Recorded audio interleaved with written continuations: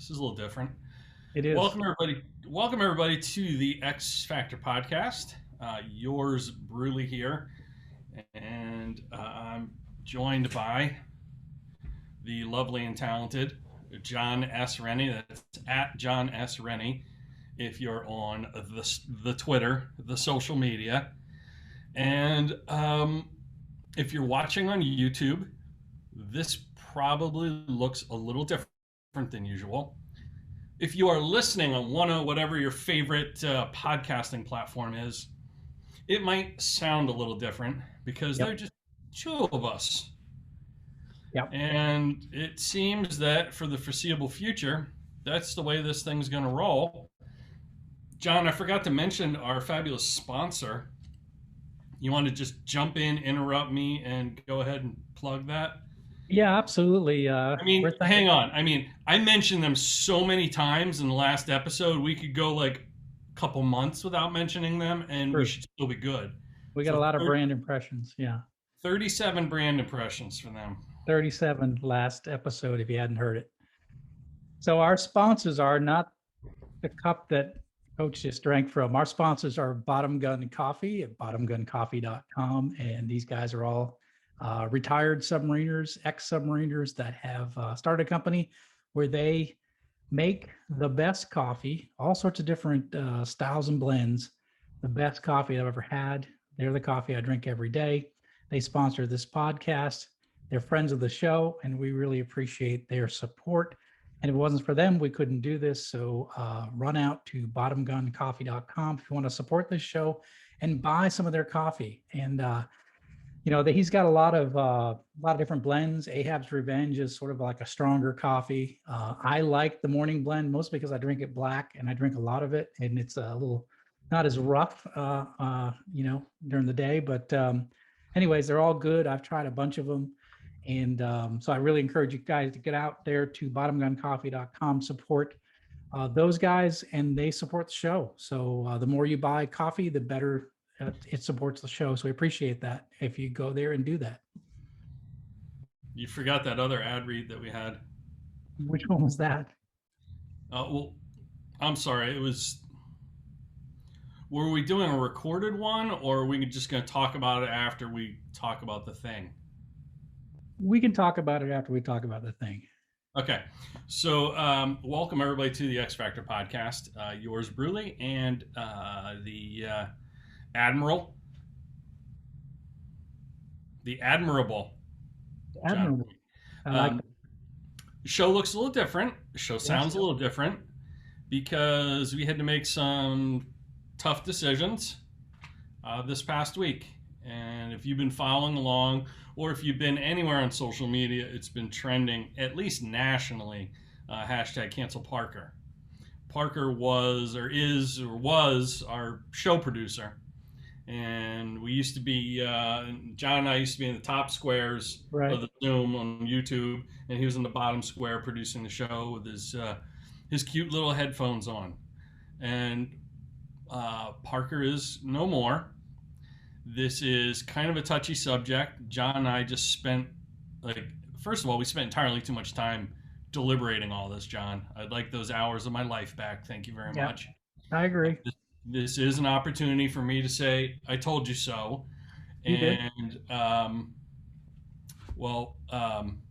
our other sponsor of the show is us placing a classified ad that we are looking for a new show producer. If you would like to apply / audition to be the producer of this show, you can email us, the xfactorpodcast at gmail.com. And we don't want a resume. Because first of all, we think resumes are useless. Send us a work sample and also just a video of you, like a 1-minute video of yourself telling us why we ought to hire you. Yeah, if you could do 5 minutes without falling asleep, that would be great. Without yawning and falling asleep, that would be helpful too. Also, hashtag Parker's Undoing. What you just said.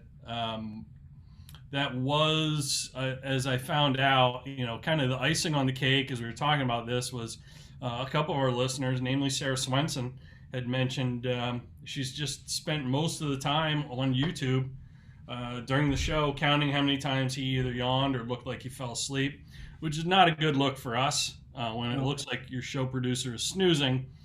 So there's that. And I mean, we could have kept him on, and it could have been a drinking game for people. Every time he yawns, take a shot. Every time he falls asleep, chug a beer. But I think we would be contributing to the delinquency of minors and majors. I mean, there be. I don't mean the youth of America. I mean literal minors. We are very big in Western Pennsylvania and coal country, True. and there are a lot of minors who listen to the show. They drink Iron City beer, and they do shots, straight up shots of Jack Black, Jack Daniels. So we didn't want to contribute to bad habits for people with drinking games and things, and quite frankly, I couldn't put up with the kid anymore. And this, I'll let John get into it a little bit and just share his thoughts and what we're doing moving forward. But it was either Parker goes or the podcast is no more. Yeah. And when you get listener feedback that they want him out, then I just felt we had to act on it. So shout out to a couple of our P1 listeners, Sarah Swenson and James Elliott. Yeah, I was afraid James was going to be on the wrong side of this major societal issue, but I'm glad that he saw the light. Yeah. The way I look at it is this. I mean, I'm certainly a pro Parker. I really want it to work out. The kid sent you a Father's Day gift. He sent me a bottle of Weller bourbon, my favorite Weller bourbon brand. And, it's one of those things, I as a boss, I've always believe in, 4 strikes and you're out. And there were 2 and 3, and I think the sleeping and the yawning and the feedback from our listeners was the 4th. And I just had to agree with Coach Brew that it was time.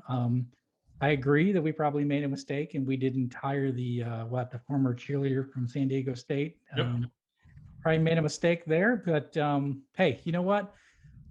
If you've learned one thing about this, about business and business leadership through the time you've listened to these podcasts, is that, the best thing that you can do if you make a mistake is you quickly make the shift and you move in a new direction. And that's the way we're headed. So we're heading in a new direction. Glad to hear you own it.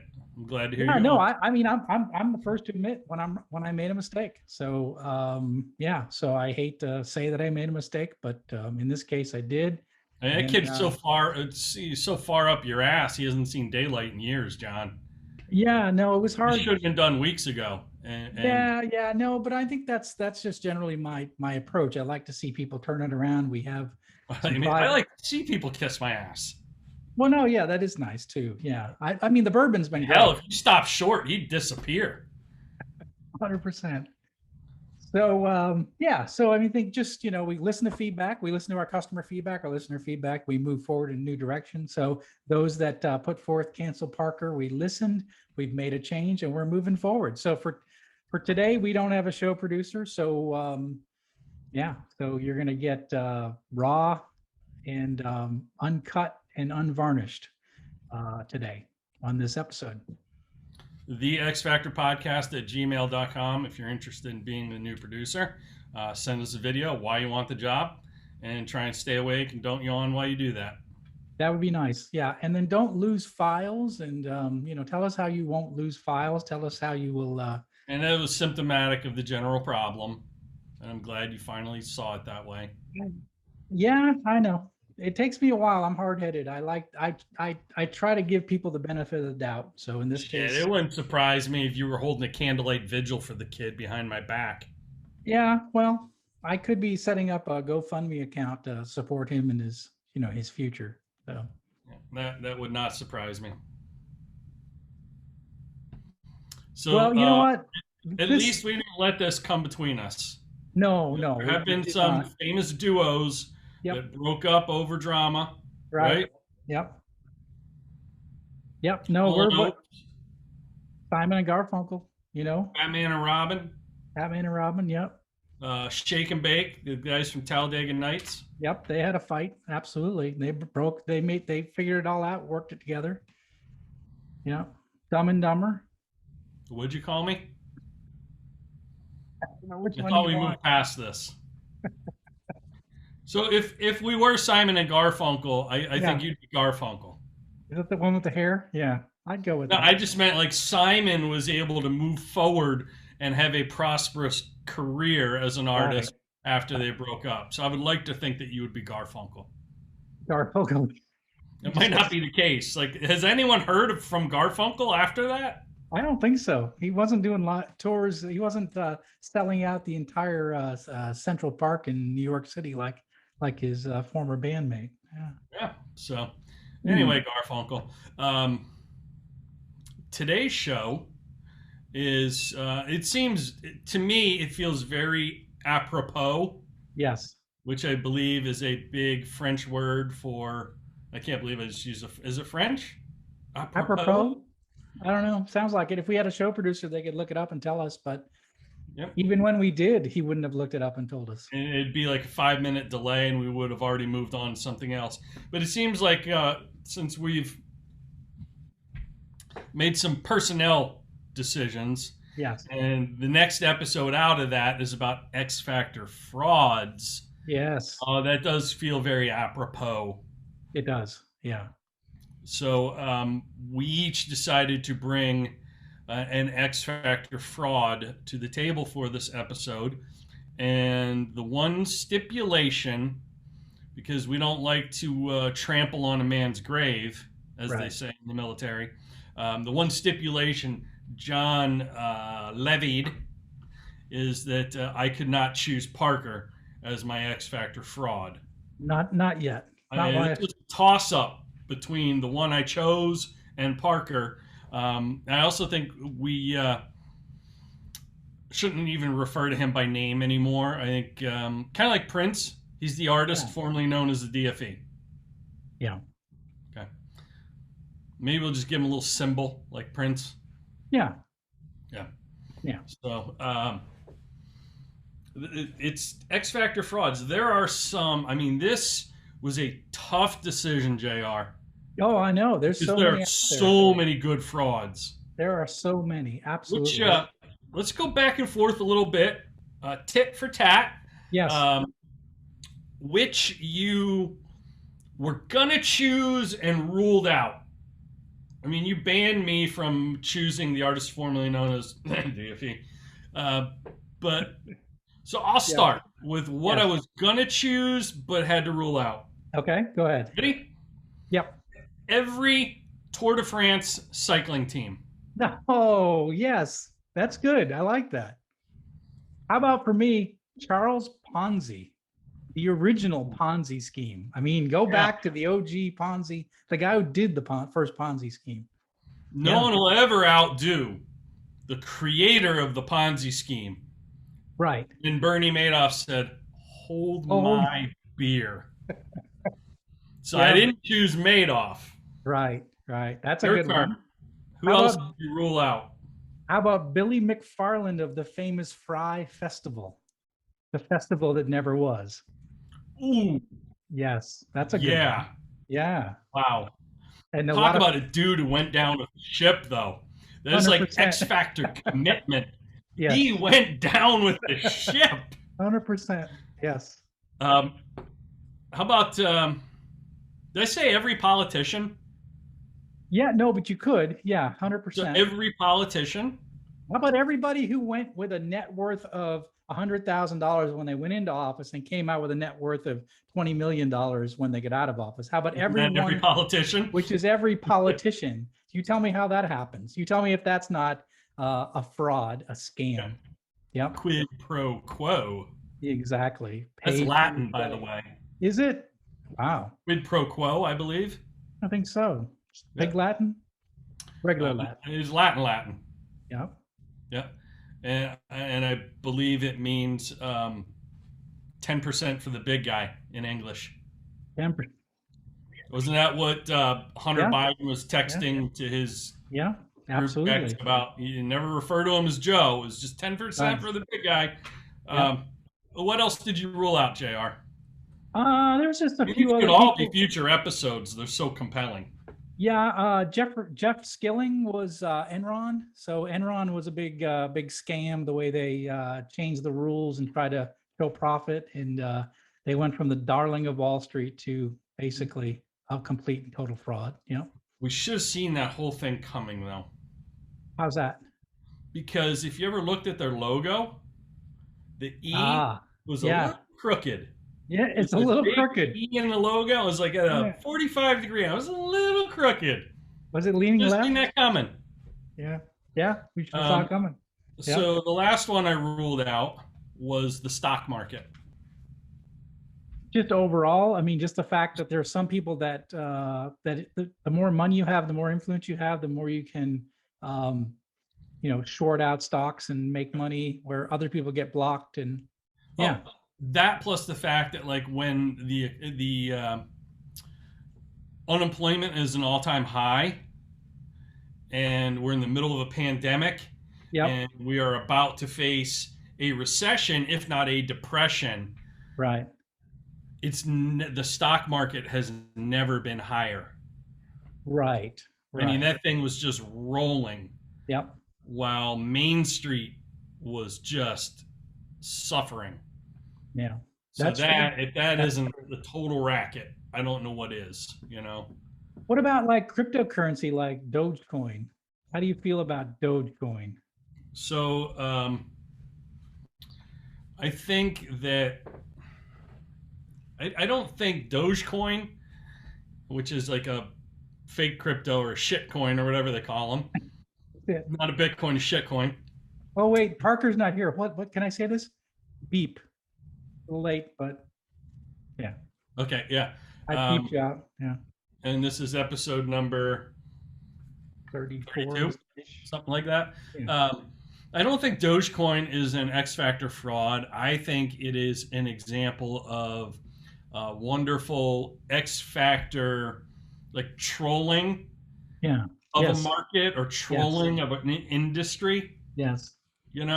Like when Wheeler Walker Jr. trolled country music and ended up with a Billboard top-selling album. Yes. Yes. When Elvis and his manager sold I Hate Elvis pins and buttons and shirts and merch. Yeah. Basically trolled all of his haters and monetized that. He made millions in merch sales off of his haters. So it's interesting, isn't there? Like there's like a fine line between a fraud and a scam, and then some monetizing your haters or finding another way to make money. Mad genius, yeah. Yeah, it's genius. Yeah, yeah. What about NFT? Go ahead. I was going to say, what about NFT? Where do you fall on the NFT bandwagon as far as that being a scam or, buying non-fungible tokens? Yeah, I don't know what a token is, and I don't know what the difference between fungible and non-fungible is, because I don't know what fungible means. I don't either. So but I think NFTs it's not so much an X Factor fraud as it is symbolic of the times we are living in. This is Coach Brew getting a little philosophical. Yeah, we've got it so good, even during a pandemic, and as we're climbing out of a pandemic. Yes. We've got it so good. We have to make up things to be offended by. Yes. Hashtag toxic masculinity. Yep. Yeah, like if American men didn't have toxic masculinity, we'd all be speaking German today. Yeah, pretty much. But apparently toxic masculinity is a bad thing, or masculinity is a bad thing. Yep. I mean, pick anything that everyone's offended by. We're so comfortable and we have it so good that we're bored. We have to find things to be offended by. We have to find new things to make. We are bored with having like a physical product. Correct. We have to have something one of a kind and unique. Yep. Fake. So I'm going to buy a non-fungible token that is a virtual lock of Lady Gaga's hair, which isn't even real anyway. It's a freaking wig. And I'm going to be the only one that has that. Yeah, that's it. That's what a non-fungible token is. Yeah, yeah. You either need a side hustle, hashtag go back to the episode of X Factor Side Hustles, or you need a hobby. Yeah. Or you need both. Yeah. because you just have too much time in your hands if you're dealing in crypto, non-fungible tokens, and creating some silly hashtag because you've got it so good you need to invent things to complain about. Yeah. Put a circle slash around this and make a hashtag for that, and Yeah. like you're bored. So that's what I think that is. I don't think it's a fraud. I think you're right. I think you're right. I We've think got it so good that we're creating ways, new to make money on yeah. selling nothing. Yeah. So X Factor frauds you talked about, like it's like, is it mad genius monetizing your haters, or is it outright fraud? There's a fine line. And Yeah. the X Factor fraud I chose, um, well, technically, from a legal standpoint, apparently he's either above the law or he doesn't break the laws. He just tests the elasticity of every law because he's probably a mad genius, but also is a despicable human being at the same time. Wow. So who is this? remind me at the end of my rant Yeah. presentation portion of the show here to my prediction. Okay? I need to make a prediction. Um, So so you've got someone that is an X Factor fraud, someone that is borderline's genius slash a test. Well, I like what you said. He tests the elasticity of the law, yep. pushing the limit. Evil genius. And that would be. Trying to think of who it was. Yeah, go ahead and guess. Well, it could be wow, it could be Bill Gates, could fall into that world, maybe. Elon Musk maybe falls in a little bit of that evil genius kind of mold. Although he seems to be Bill Gates seems a little notorious. I think Elon seems he seems okay. I don't think he's very notorious. He just has more money than common sense, and he's bored. And Yeah, I think he will go down in history as a great creator of optics. Like, if you told me you could have Elon Musk's wealth in the way that he has his wealth, like the categories he has placed his wealth, or I could have the Oracle of Omaha, Jimmy Buffett. Yeah, but no. Jimmy Buffett's wealth and kind of how he has that categorized. That's the other Buffett. What's that? I think that's the Warren Buffett. Jimmy Warren Buffett's the guy that made millions singing that song Margaritaville. I'm talking about Jimmy, the investor, the Oracle of Omaha. Well, Jimmy's pretty successful himself. Founder of Margaritaville. I'm kidding. Warren Buffett, yes. Yeah. If I could have, like, let's say they both had the same amount of wealth, I would rather have the kind of wealth in the way Buffett has it allocated, because I think it's real, it's tangible. Elon Musk is building rocket ships to Mars. He's created a cult called Tesla, and every single fucking person who owns a Tesla thinks they're on the beta test and design team for SpaceX and preparing to launch that rocket. He's built a cult. And I don't know that his money is really real and tied to real things. Like, does he actually produce a product? Right. Yeah, no, that makes sense. I mean, I think he'll go down as probably one of the biggest visionaries of modern times, right? So I think and it's not just a visionary, he's actually probably maybe you are too. We're both probably in that category. Yeah, no, I think so. Yeah, I think we're more peripheral visionaries. We see great things into the future. We just sort of see it off to the side. We need to get those blinders like the thoroughbreds have, like your horse does, your racehorse has. So, no, it's not Gates. It's not Elon. You're like right church, wrong pew, my friend. Would it be the guy that made so much money during COVID, where everybody started buying things online, and then Hunter Biden?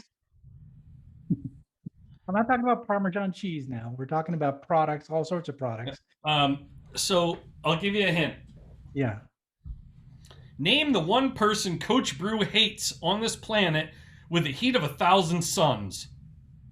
That would have to be Jeff Bezos. Ding, ding, ding, ding, ding. Yep, you win the prize. Oh, So my X Factor fraud is the president, CEO, founder of Amazon.com, Jeff Bezos. Let me tell you a little story about Jeff Bezos before I unpack the many ways this man is a fraud and a criminal. go for it. He gave a graduation speech at Princeton University where he told a story about he would go on vacation every summer when he was, a little kid, like 8, 9, 10 years old. Go on vacation every summer with his grandparents. He'd get to take like a special trip, just him and grandma and grandpa. He's sitting in the back of the station wagon. Grandpa's driving, grandma's riding shotgun, and he's like bored out of his mind on this long trip with two old people. So he's like trying to make calculations in his head, see how much math he can do, probabilities, statistics, and stuff like that. Gas mileage, when they filled up the tank and stuff. Yeah. And he loved the vacation with his grandparents. He hated the trip there and back because his grandmother apparently smoked like a chimney.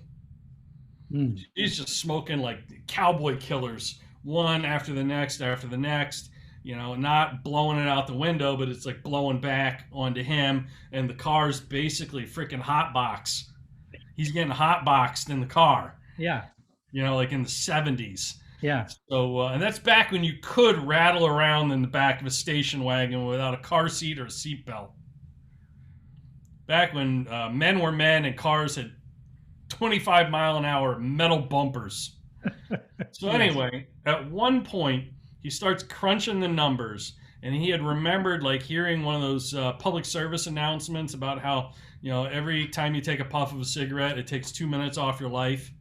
Right. We calculated how many puffs his grandmother took the entire trip, and did the quick math of here's how many trips I've taken with them. So just cigarettes on vacation with me alone, here's how much time she's taken off of her life. So he pops his head up to the front of the car and he's like, "Hey, Grandma, guess what?" And she's like, "What, Jeff?" And he said, "You've taken 9.5 years off of your life just smoking on trips with me." And she's like, "Excuse me?" He said, "Yeah, every puff of a cigarette is 2 minutes off your life. And I've been keeping track, and I just multiplied it by, all the trips we've taken. And that's just the trips with me alone. That's not all the other cigarettes you smoke." And he's like, "You've taken 9.5 years off your life. You're going to die 9.5 years early." Yeah. And he was expecting her to say, "Oh, thank you for telling me that." Or, "Let me just throw my cigarettes out the window right now. I'm going to quit cold turkey." Yeah. So she just bursts into tears. And Grandpa's very composed and just said, "Jeff, why don't you get back in your seat in the back of the car? I'll talk to you about this later." So when they got where they were going, he pulled them aside, and they went behind. They were towing a camper. They went behind the camper, and I was hoping the story ended with Grandpa beat the hell out of the little. That'd have been a great story. Yeah. Yeah, but he just said, "Listen, Jeff, you made your grandmother cry. I'm not saying you're wrong, but I'm saying sometimes it's more important to be kind than right." So he spun it into this life lesson for Princeton graduates, many of whom majored in feminist dance therapy, general liberal studies, and are going to have promising careers as baristas. Right. Sorry, Java engineers. Java engineers. In their late 20s, while student loan debt absolutely kicks them in the teeth. So my point with this whole story is everyone should have known back when he was 10, he was an evil little bastard. Yeah. Oh, yeah. He does not actually care about people. He cares about himself, and he cares about being right. He was a sociopath and an egomaniac back then. Yep. And not much has changed from what I can tell. He's only gotten worse. Yeah. So an interesting thing, like people think, well, Amazon's such a successful company. For many, many years until very recently, Amazon didn't turn a profit. There's one profitable arm of that whole operation. It's called AWS. Amazon Web Services. Yep. And fun fact, not so fun fact, Amazon owns half of the internet pipe in the world. Half of the pipe, half the wire, like literally half of the plumbing and wiring. If the internet were a big office building globally, is it a metaphor or an analogy? Could be both. Or an example. I don't know. But if the internet, the whole interwebs, were an office building, they own half of the wire and half of the plumbing. Crazy. And what they would do is Amazon Web Services' biggest customer was Amazon.com. So it was like a subsidiary, or like they both were separately under that big corporate umbrella, and one bought from the other. And that's why AWS was so profitable. So the number one customer is Amazon. Right. I could go into hour-long rant about what he's done to diminish the price and the value of books for authors like us. Yeah. I will give you this one example. John, how much do you sell your ebooks for, your Kindle books? Roughly. $6.99. My first book is $6.99. Yeah. Okay. And it used to be, for many, many years, the author would get a flat royalty. Right. On your $6.99 ebook. And let's just say that was, do you know the royalty off the top of your head? I myself do not. I think it's if you stay below a certain price, you're eligible for 70% royalty. So what's 70% of $7? $4.99. Okay, so let's just say $5. Yeah. Okay. It's once you've uploaded it, there's zero cost. There's no shipping, fulfillment. There's nothing. Cost, nothing. Pure profit. And the content was not created by Amazon. It was created by it's your IP. Yeah. Using you as an example, Amazon decided getting $2 for nothing. Correct. Yeah. Was not good enough for us. Right. Never mind the fact that royalty on a print book pretty much reverses itself. You're lucky if you get $1 or so, and they keep the other $18 or $19 for a print book. Correct. That wasn't good enough for them. So what they decided to do was, we are going to prorate the royalty on all ebooks based on the number of pages the reader reads. Yep. So we now get prorated royalties based on how many pages. Literally, Big Brother is watching you on your Kindle. How many pages you turn. And if you don't turn the pages, worth it for us to hire somebody to turn pages. Correct. So he's kind of used authors to build his whole platform, because the kind of people who read books are learners, they're leaders, they're intelligent, they're intellectually curious. They have disposable income. Correct. Yeah. And he used that to get them into his ecosystem, get his meat hooks on them, and market everything else under the sun to them. So we are being punished as he builds his empire as authors. And never mind the fact that Amazon is watching you on your device.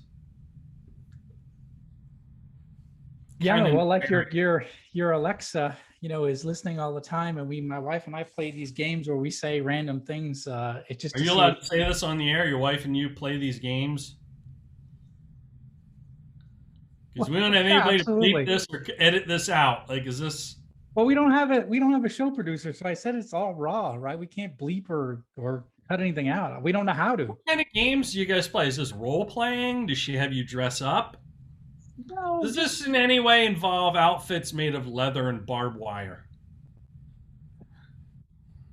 No, but I'm writing down some ideas though, maybe I'm tonight. sure you So are. Not that I know anything about that sort of thing. no, but I mean, we do this thing where we'll just say a random thing, like we'll say Q-tips in front of the Alexa. We'll just say it all day long just to see who gets the first ad on one of their Yep. social media, and every time it works. And I encourage people to try it. Just start talking about some random thing like My Pillow or whatever that you normally talk about around Alexa, and you see when your ads come up. Every time it happens, it happens. So they say, well, Alexa isn't listening to you. She is listening to me. I got the door shut because I don't want to hear this podcast. Otherwise, who knows? You'd probably be cancel the X Factor podcast come up. So yeah. Yeah, and I'm confident that he's, half the internet, like our distribution channels, he probably owns some of them somehow. Anyway, I could talk all day about what he's done to authors. I gave everyone a little snapshot into it to encourage people who do buy our books to buy them on our websites, not through Amazon, because we're getting screwed on Amazon. But more importantly, John, I want to talk about why I think he is an evil genius. An evil genius. Let's go for it. Let's say, for example, Yeah. you created like an outdoor equipment company that sells like accessories for bicycles or motorcycles, Okay. for example. And this is being completely hypothetical. Right. Just kidding. I know this happened for a fact. I won't mention company names. Yep. But you own an outdoor equipment company and you sell accessories for bikes and motorcycles. And you decide the ideal sales channel and distribution channel for your business is going to be Amazon. They have a built-in audience. You can do targeted ads. Yep. Everybody's on, most everybody has Prime, so they're going to get free shipping through them. And so you decide that's advantageous for you. You build this company, you bootstrap it, you don't cheat and take on venture capital money or investors or anything. You bootstrap it yourselves. It's a family-run business, and you become successful.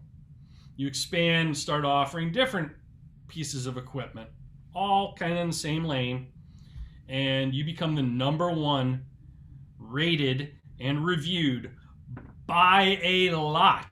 #1 rated and reviewed company in your category on Amazon. And you're dominating that category, and rightfully so, because you worked your ass off. You invested a lot of money into that advertising machine that is Amazon, that feeds the algorithm. You use their warehouse and their fulfillment, so you're paying them more than their fair share to house and distribute your product for you. They get their percentage on the sales on that end too, just for being basically your shopping cart, your cash register. And then one day you wake up and thousands of your reviews are gone.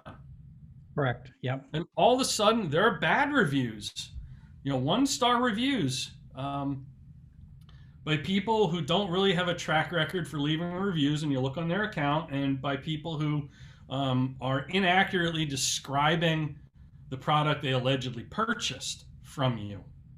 And it becomes very obvious this person was never actually a customer of ours. Now, you can't prove that because you don't get your customer data through Amazon, which is another reason not to use them. And then all of a sudden, you log out, go to a different device, do whatever you're going to do so you're not using your account, and you search, let's say, bicycle helmets. All of a sudden, you don't appear #1 on that search anymore. That search that you've been #1 on for years. Yep. Some random company you've never heard of who has a product, when you look at the images, the description, the weight, the specs, the measurement, the dimensions, everything is almost exactly the same as yours. And they're selling it for a little cheaper than what you sell your product for. They're #1 in the search. They have less reviews than you. They have less 5-star reviews than you. But somehow you got knocked out of that #1 position. Yeah. And the other guy is Amazon Choice. So they'll Yes. give them the label of Amazon Choice. And you know what Amazon's Choice is? Yeah, it's their brand. Yeah, Their they took one of your products off the shelf, shipped it to shipped it to China, China. to China. China, Yep. and said, "Can you knock this off? Because we know you don't give a fuck about intellectual property laws, trademark or copyright infringement at all. It's not even a thing in your country." And they say, "Sure, here, we can make this pennies on the dollar."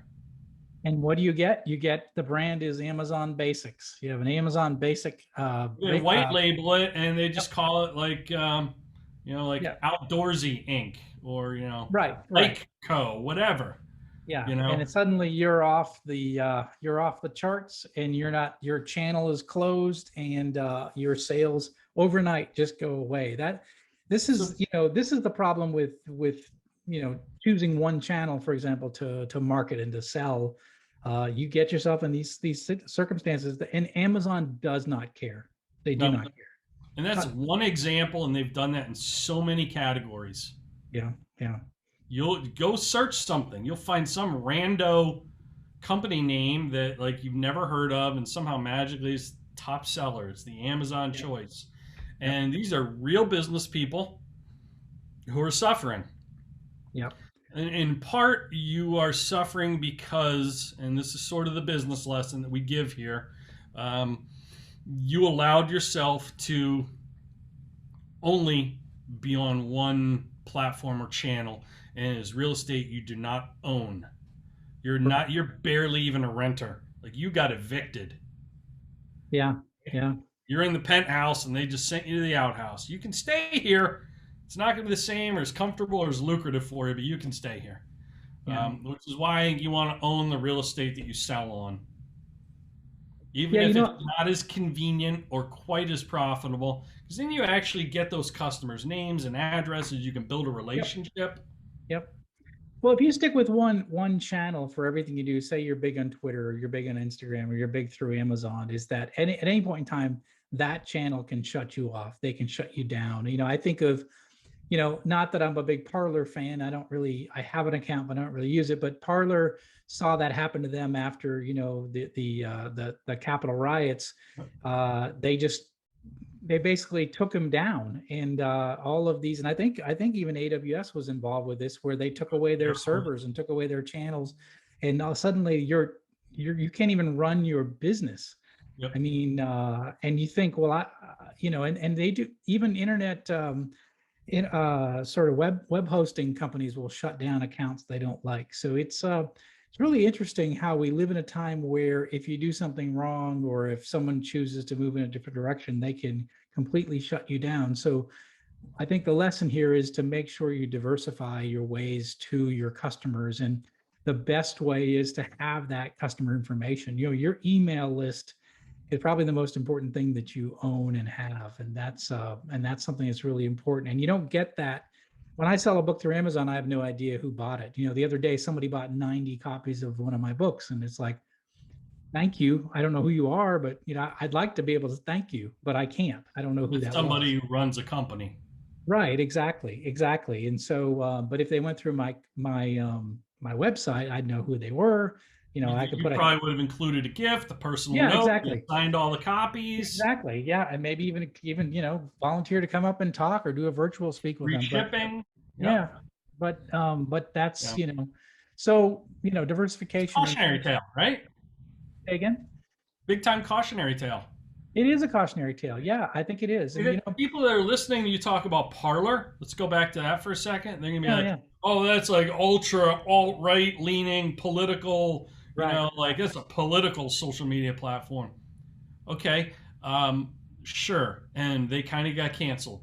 But how about the golf equipment company whose hosting got pulled from a major web host that isn't AWS? Yeah. Golf equipment. Yep. It's happening.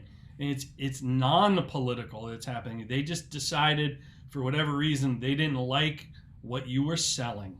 There are merchant accounts that if you work in the supplement industry, you sell food or vitamin supplements, anything like that, your account's going to get flagged with your payment processing gateway, and you're probably going to get shut down at some point. You need to have more than one merchant account, because Yep. that, I can't tell you, that happens more often than not in that category.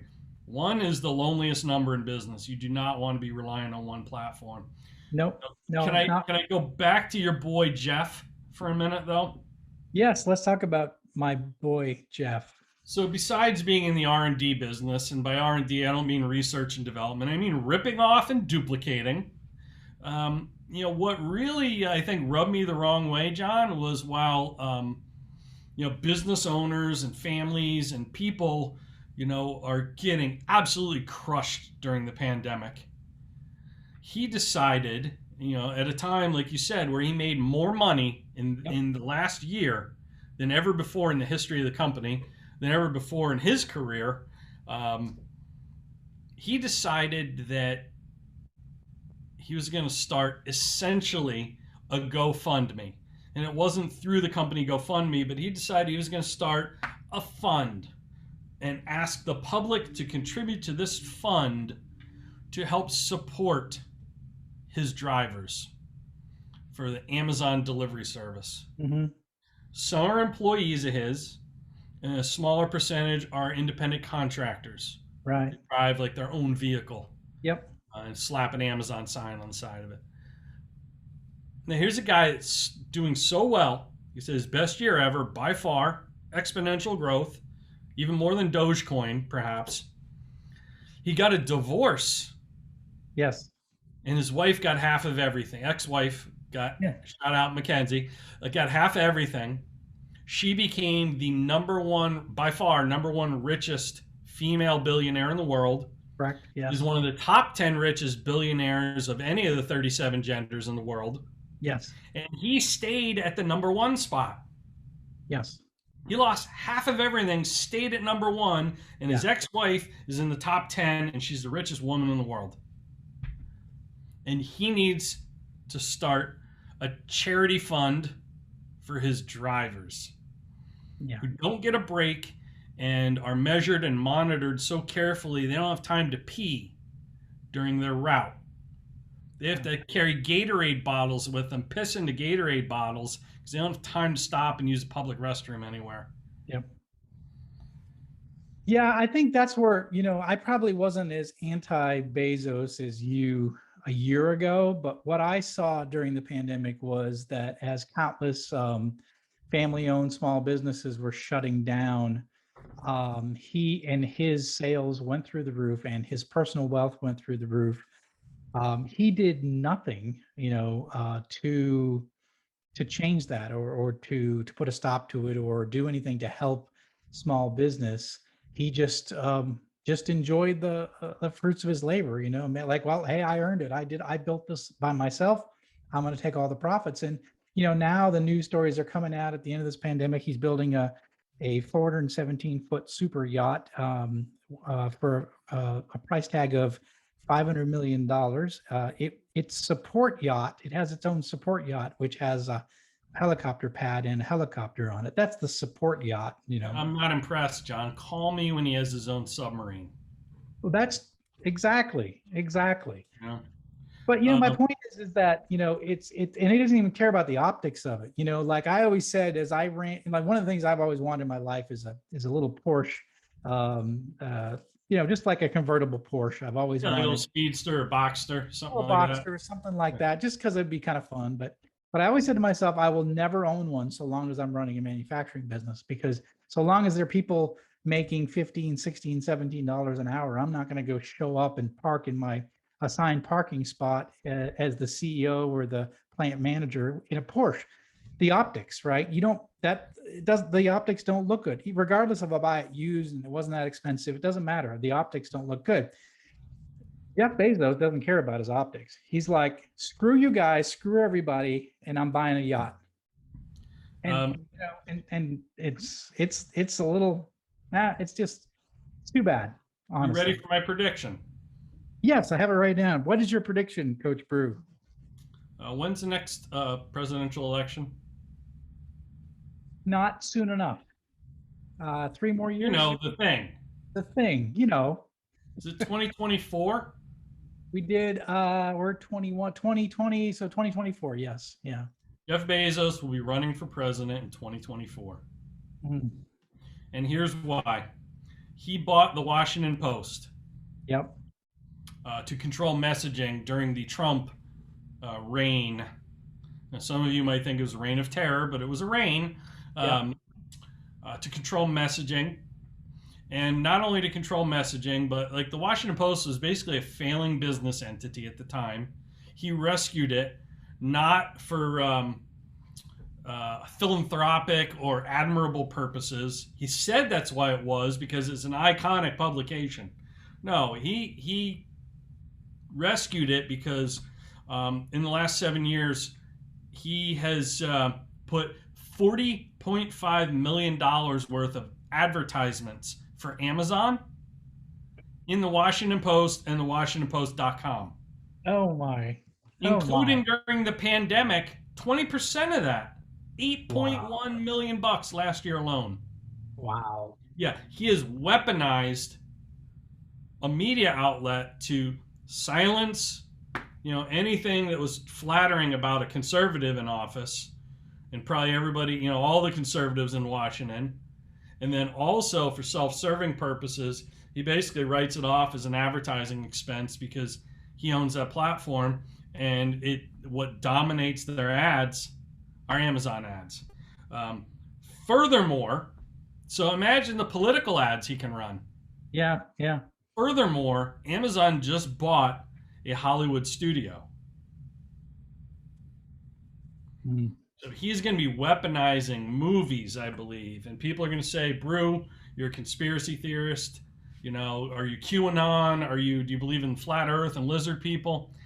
No, not yet. But just wait and see. He bought MGM. And this guy has basically conquered the online world. He has a super yacht. He's got a new wife. Like, what's he need with a newspaper and MGM?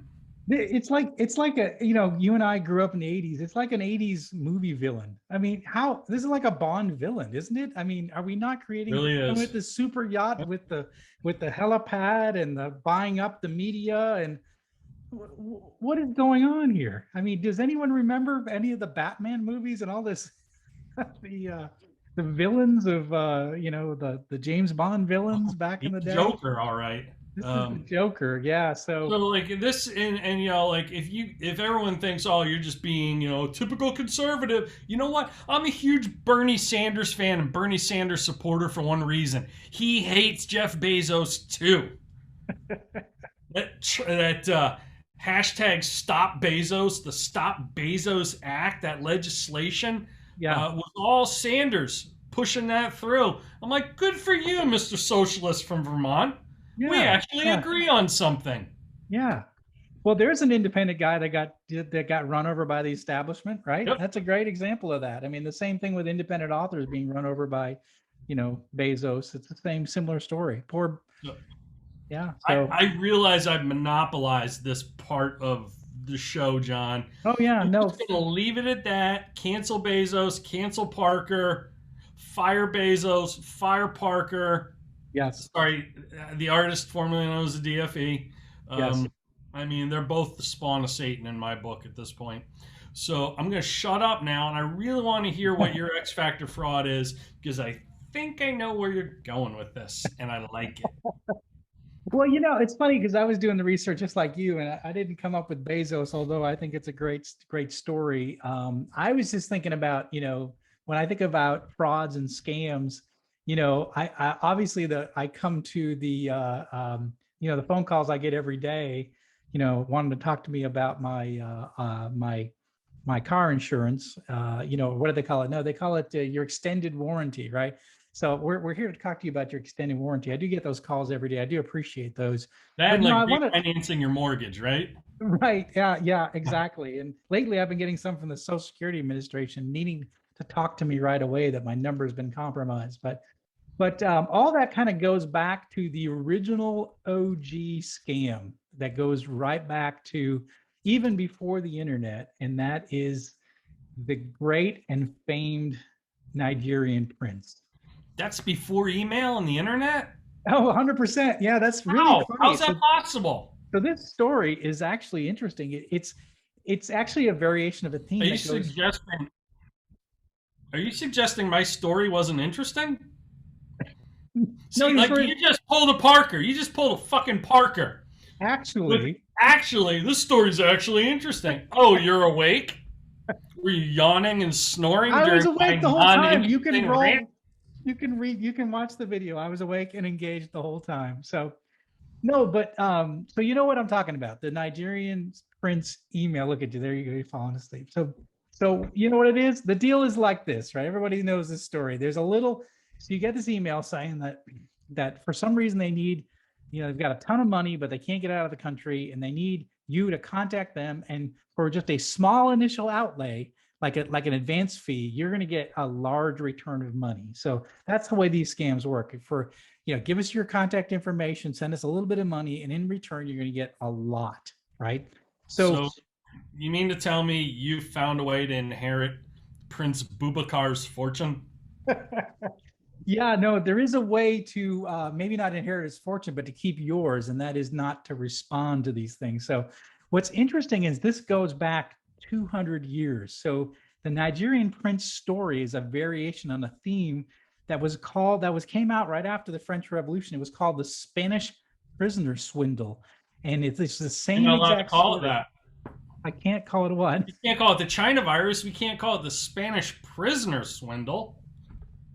Well, all right, that's a good point, but that's what it was called back then. So back in the 1800s when this started happening. So what happened was it was a very similar story where French people were sending handwritten letters, hundreds and hundreds of handwritten letters saying that they were noblemen that were falsely imprisoned during the French Revolution, and that again the same thing. If you could send me a little bit of money, I'll get out, and I have these jewels that I've hidden, and I have this money and this wealth that I've hidden.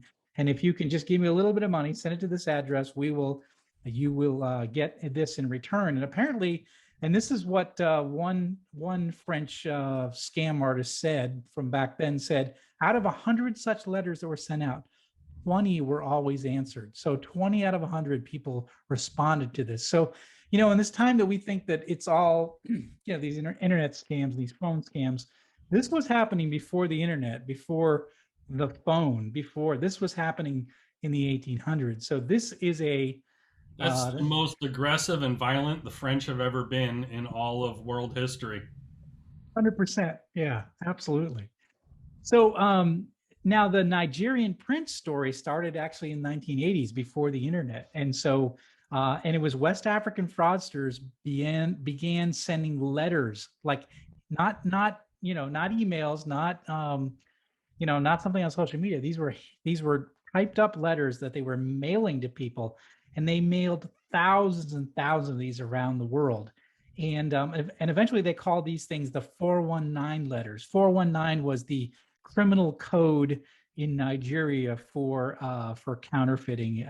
So it became the 419 letters, and they made millions of dollars from this scam. And it was this basically Nigerian prince that had money, had jewels, had this, but you needed to send him a little bit of money, and then he would return with this a very large treasure.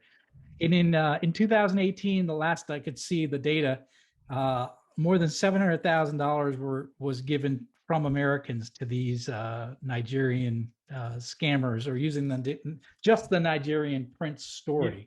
You're listening to this, folks, and you're thinking, who would be stupid enough to fall for this shit? Right. My answer to you is, did you hear what he just said? Americans would be stupid enough to fall for that. And to the tune of how much, John?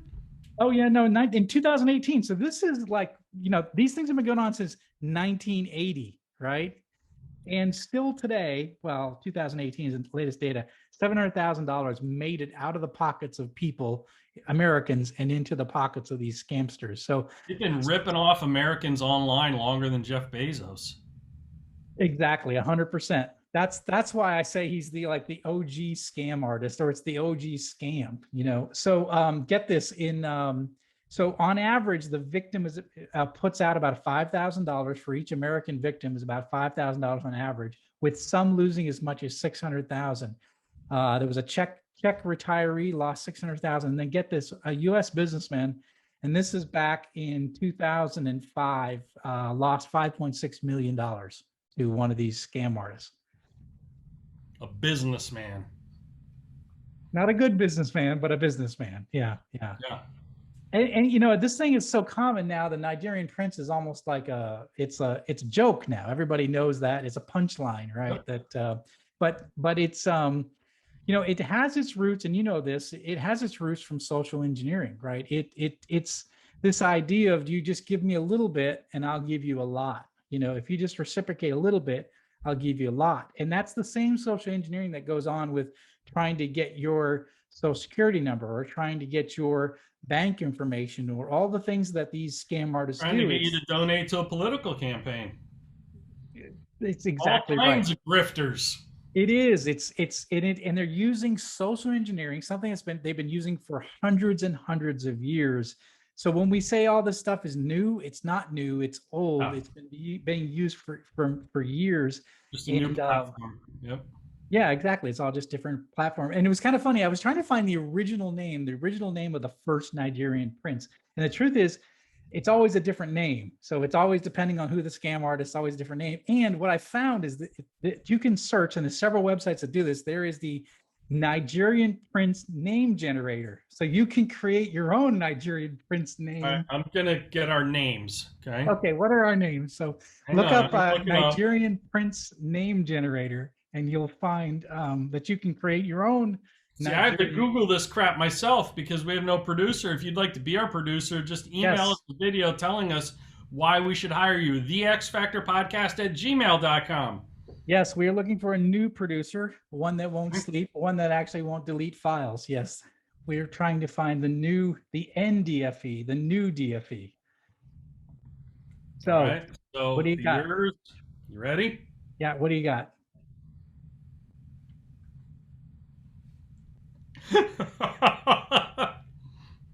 I don't know how to pronounce this. Of course. But we've generated your fake data. I mean, a fake phone number and a random address. Right. So you just put in like the country of origin. I just let it be Nigeria. Of course. Gender. Yes. Male. There's a drop-down menu that only has 2 options. This must be a really old website. Must be an old website, yeah. And how many names do you want? I just wanted 1. Right. What'd you get? Jon Rennie, your Nigerian prince name is Titalope Omowale. Titalope. Not a cantaloupe, but Titalope. Titalope. What is the last name? Titlope. Omowale. Omowale. Oh, I like that. Which sounds much better than saying Titilope Omowale. Right. What is your Nigerian prince name? I am Titilope Omowale. I want to give you my father's inheritance. Oh, it's a Coming to America. All I can think of is me showing up. The Nigerian prince. So what is your Nigerian prince name? I'm Titalope Omowale. Toke Olutola. Which sounds way too much like the Ayatollah.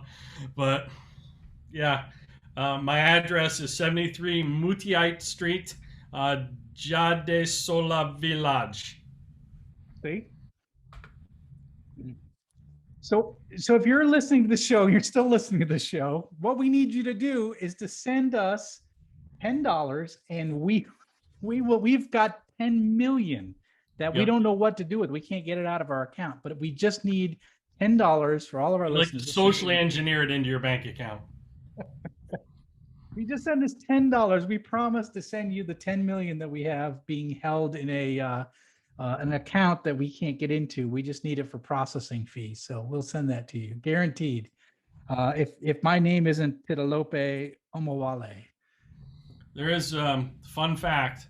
There's a rap song called Yahoo's, Yahooze, that has more than 3 million hits on YouTube by a Nigerian rapper named Olu Maintain. Olu Maintain. Glamorizing the lifestyle. The song glamorizes the lifestyle of these scammers. Now, a funny thing happened a couple of years ago, John. There's a comedian in London. You may have heard of this. This comedian in London, James Veach. He just sheer boredom and like looking for content. And by the way, this sounds like something Tim Dillon would do. Yes. Because he does like these fake business phone calls. Right. Anyway, James Veach spent 2 years replying to Nigerian Prince emails. Oh my gosh. And he would compile these hilarious conversations that would ensue and published a book in 2015 about it. So I'm just reading an article from Bored Panda, which is a hysterical website. He says, I set up multiple pseudonymous email accounts and began replying to this spam. This must have put me on some sort of list because the Nigerian Prince email scams came in a torrent and I could barely keep up with replying as much as I could. So here's I'll just read you one of the emails and one response. Dear friend, my name is John Kelly. I am 59 years old man. And I'm reading it the way it is read. Yeah. I am in a hospital in Dubai. Yeah. Recently, my doctor told me that I would not last for the next 6 months due to my cancer problem. Parentheses, cancer of the lever. Lever. I am giving my money away because of my health condition and the fact that my second wife is a terrifying woman to deal with. Yes. Marrying her was the only mistake I made in my life. She's currently managing my company here, but I know what she's capable of. She has sold her soul to the devils, and I do not want her to come near my money. Regards, John Kelly. I'm sure his name's really John Kelly, right? Yeah. So James Veach responds, John. Oh, subject, dear friend. John, I'm so sorry to hear this. Cancer of the lever can be deadly. Your second wife sounds awful. How did she sell her soul to the devil? And new paragraph. Are you sure it's your lever and not your second wife poisoning you? Make sure you check your food before you eat it. Signed, your friend James. And it just goes down this whole rabbit hole of more I love it. Emails from John Kelly to James and back and forth. And the name of his book is called .con, The Art of Scamming a Scammer. Oh, I love it. .con. Hysterical. We're not sponsored by that, but you probably can find that book, and sounds like it'd be a lot of fun to read. Yep. So, yeah, as old as the beginning of time, man. It is. It's social engineering. It's been around a long time. Humans fall for the silliest things. We certainly fall for something that we say, well, it's low risk, high reward. I'm going to do it. And at the end of the day, it doesn't turn out to be that way. So Hashtag Bezos 2024. I can't not say that won't happen. So I can believe it. Or at least he'll make an attempt at it. I can't not say that it won't happen, so I believe it. I'm just with Parker not here, I have to wrap my mind around that. You're starting to sound like the artist formerly known as DFE. I know. He's not here. I got to try to step in for him occasionally. So just act confused and yawn a lot. Right. And look I'm just something glad up. you're still awake, my friend. I am. I'm still awake. I'm doing great. I've got my my caffeine laden soft drink somewhere, but it keeps getting blocked. Your Diet Mountain Dew. I know, no free shout outs, but I do drink a lot of that in the weekends. So, but yeah, so 2 scam artists. Oh, there you go. They're just back to normal. You got a little bit of a Diet Mountain Dew problem. They don't even sponsor the show. I know. We should get them to sponsor the show or somebody.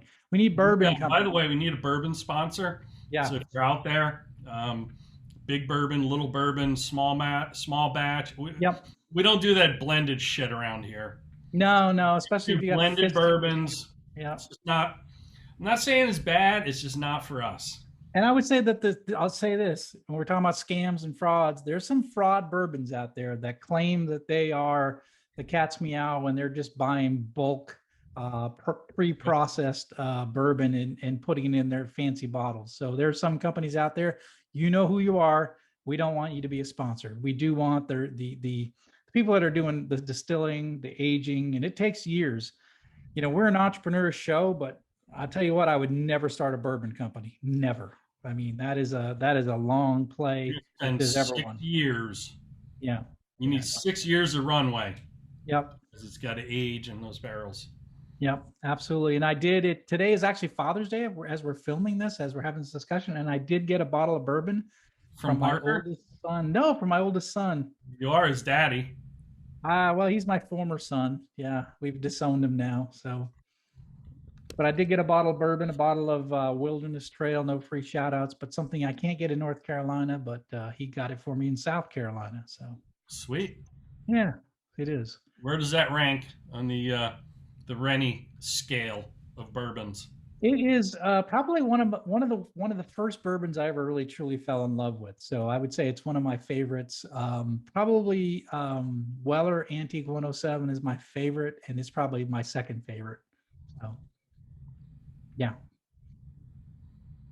You fell in love with it. I did. I fell in love. It was a long, romance, but we ended up falling in love. So I have a bromance with Elijah Craig. that's the bourbon, easy to do. not the human. That's easy to do. I'll put it this way: I've fallen in deep like with Elijah Craig. Yeah. I do too.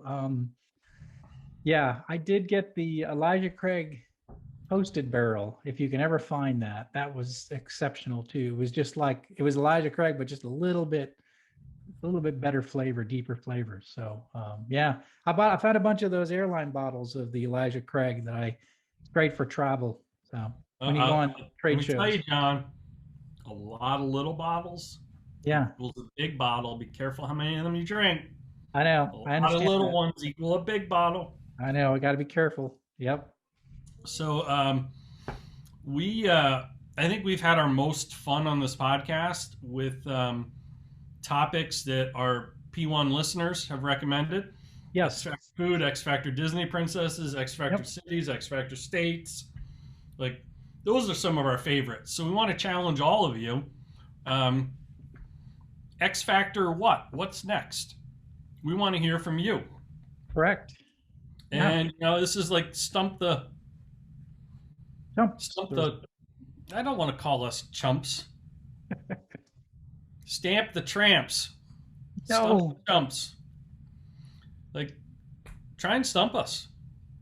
Yeah, definitely try to stump us. Frauds. I mean, like, we studied people who make shit up and con people. So I'm sure we can, like, wing, whatever challenge you throw our way.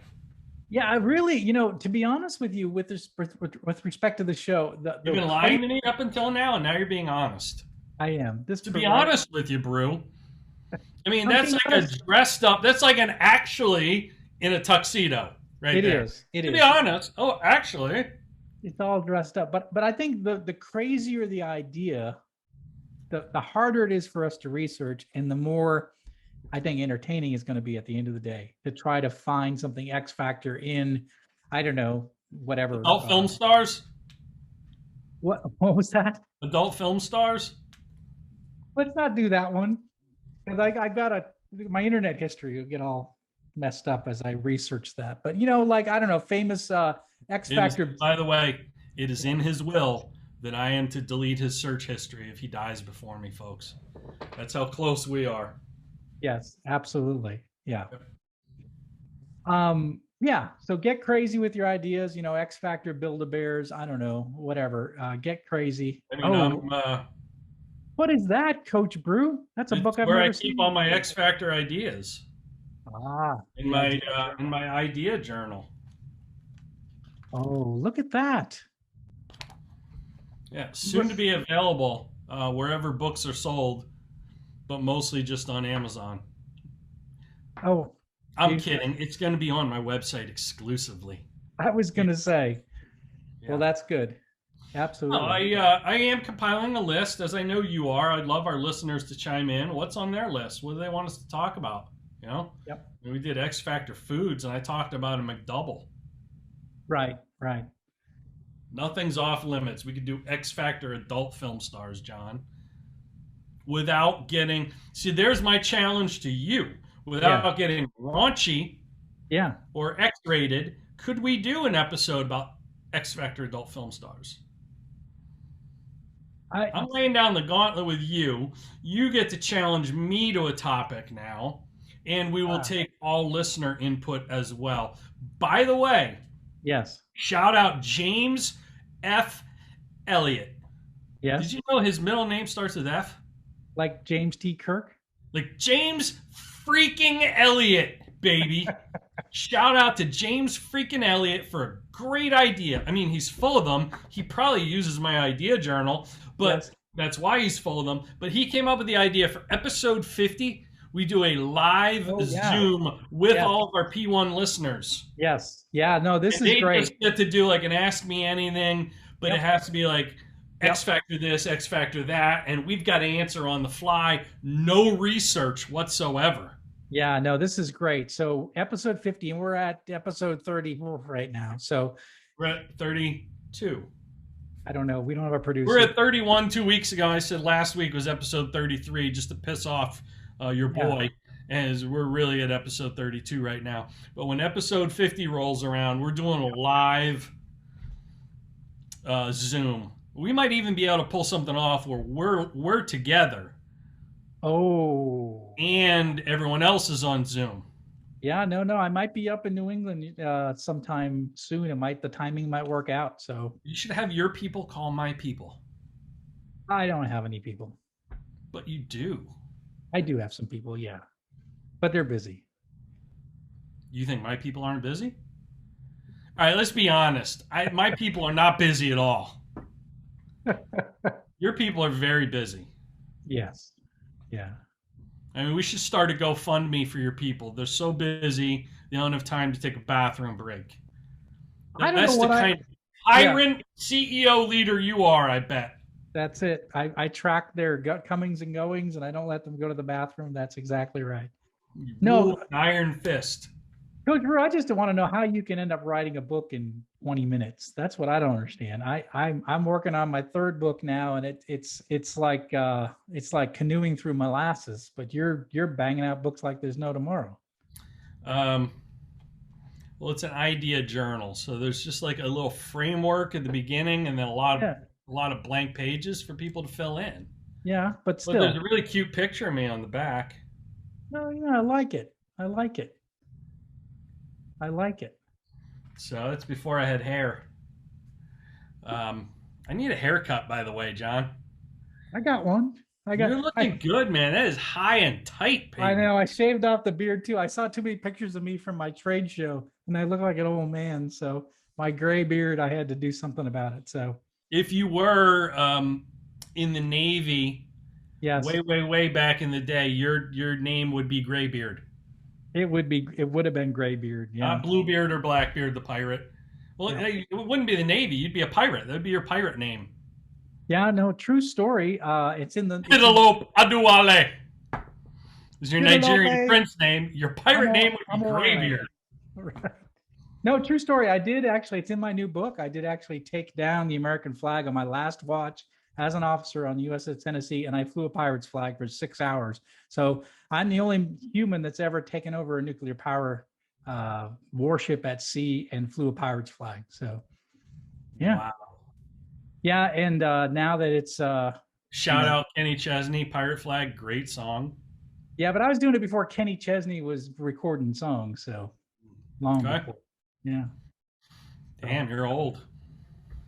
I wouldn't say old. I'm experienced. Vintage. Seasoned. Yes, I like seasoned that. KG veteran. Absolutely. That's what you are. So, well, John, Toka, is that your name? You're Toka Alatoa.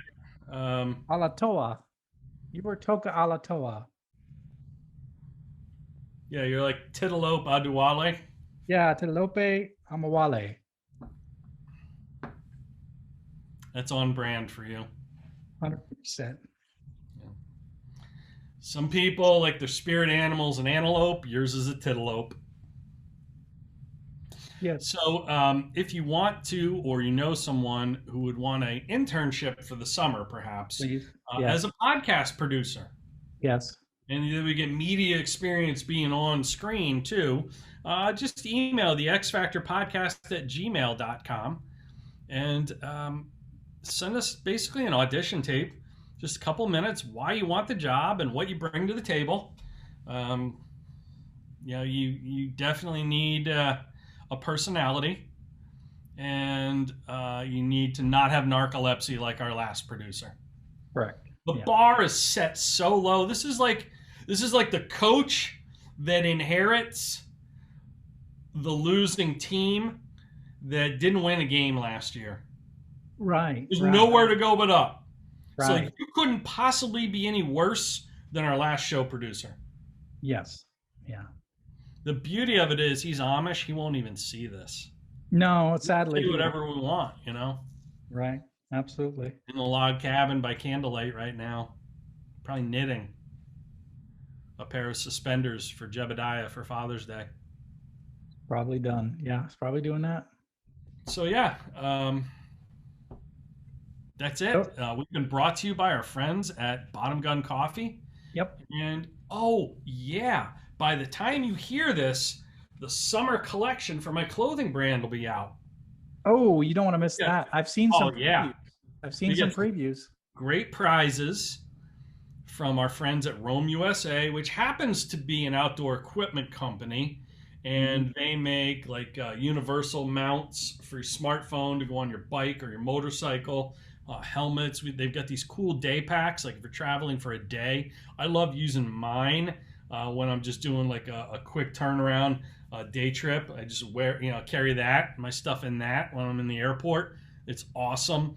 Anyway, we have a bunch of prizes to give away thanks to them.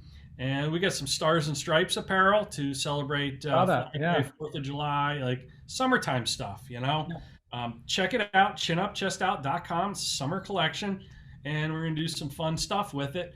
And if you feel compelled to have a gun show at your gym, your place of employment, or just, your back deck, the beach, you can get one of our tank tops like Jon Rennie did. You go to our social media, you will see the gun show that is Jon Rennie. Yes. I believe you're doing the farmer's walk with about 900 pounds. Yeah. All gunned out in a chin up, chest out tank. Absolutely. Yes. Yeah. No, that's great. It's great. It's great gear. I love it. My my hoodie that I got from you, my gray hoodie, is my all-time favorite. That's my favorite hoodie. It's a. Did you go Belichick on it and like cut the sleeves off and rip the neck? No, but I have another one that I have a Patriots one that is all cut up. It's called Belichick. Yeah, it's all Belichick. Yep. Yeah, while we're talking about things to do, all in the same boat. My next book, my new book, we are stocked up again. So we had sold out during the to the pre-sale and the early giveaways, orders. And had a great time with that. So now we are stocked up, ready to go again. So all in the same book.com, and we can ship right away now. And we ship free in the domestic U.S. Domestic U.S. Cost you though if you're buying books from East India. And I know you're big in East India, John. I am huge in East India. Yeah, absolutely. Admiral Jones of the East Indian Navy endorsed this book, folks. If you go to Jon Rennie's YouTube, you'll see it there. There's a video endorsement. He is in his most seaworthy vessel, recording it on his smartphone live. It's awesome. I would encourage you to check that out and buy the book. It would be irresponsible of you not to do that. Like your personal leadership library is incomplete without that book. I'm not just saying that because I endorsed it. Who am I kidding though? Like I probably wouldn't be saying that if I didn't endorse it. Let's be honest. Right. But no, in all seriousness, it's a great book. I just started diving into mine. See what I did there? Submarine officer diving into my book, all the same boat. Like we work hard with the analogies and metaphors to make this work for you folks. So go to allinthesameboatbook.com, get yourself some. Don't buy it on Amazon. That bastard's rich enough as it is. You need to put money in this guy's pocket up here. Absolutely. Yeah, absolutely. And if you want to read that story about the pirate's flag, it is there in the book and you can find it. It's right about in the middle of the book somewhere. And see if you can find that story, the pirate's flag. So it was hand sewn by myself. It took me months to do it and then I blew it. So kind of cool story. I didn't know you had a knitting club and you focused on pirate flags. Have you heard the expression trench art? It's usually the soldiers, sailors will, during the war would make things out of bullet casings and just whatever they could kind of find. like inmates do that. Yep. Yeah, so it's called trench art. This is definitely reminiscent of trench art. It's just making something with what I could find, and I did not know how to sew, and I did not. Is there a picture of it? Yeah, actually, I have in the book. The flag. I mean, in the book. No, I don't. I know I do not have the picture. I really want to challenge. I need picture books. I like picture books. I try to challenge people to use your imagination. So yeah. Theater of the mind at its finest, folks. Check it Absolutely. out on thesameboatbook.com, which I believe is brought to you by Bottom Gun Coffee. My clothing brand is brought to you by Bottom Gun Coffee. This podcast is actually the only thing really brought to you by Bottom Gun Coffee that I just mentioned, but we love our friends at Bottom Gun Coffee. We'll see you next week. And Take care. If you're interested in being a show producer, yes, podcast at gmail.com. Can't be any worse than the last one. Yep. Love you. Mean it. Take care.